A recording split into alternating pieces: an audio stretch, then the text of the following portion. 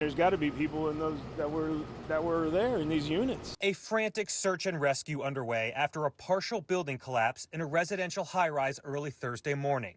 Surveillance video appears to show the moment part of the condo went down, engulfing the area in dirt and debris. Literally pancaked. Condo building partially collapses near Miami. 37 people rescued, at least one dead.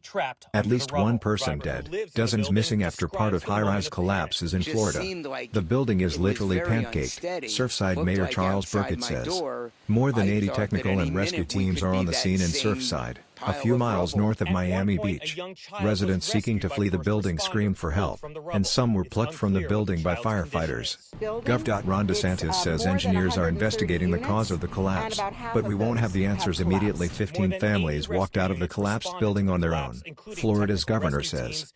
10 people were treated at the scene and 2 were brought to the hospital, one of whom died, a state official says.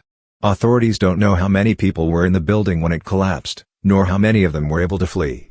The building is part of Champlain Towers South, which was built in 1981 and contains more than 130 apartments.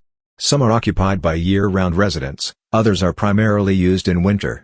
Pablo Rodriguez, 40, is a Miami native whose 64-year-old mother and 88-year-old grandmother lived in the wing that collapsed.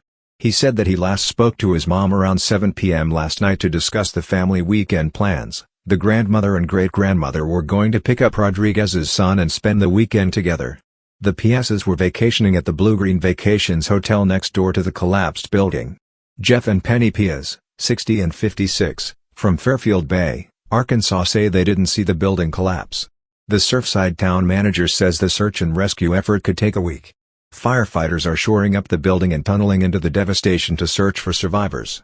Everyone who is alive is out of the building, says Frank Rollison, director of Miami-Dade Emergency Management. The city of Surfside has long been an enclave of the Argentine American community. If you haven't done yet, please subscribe our channel.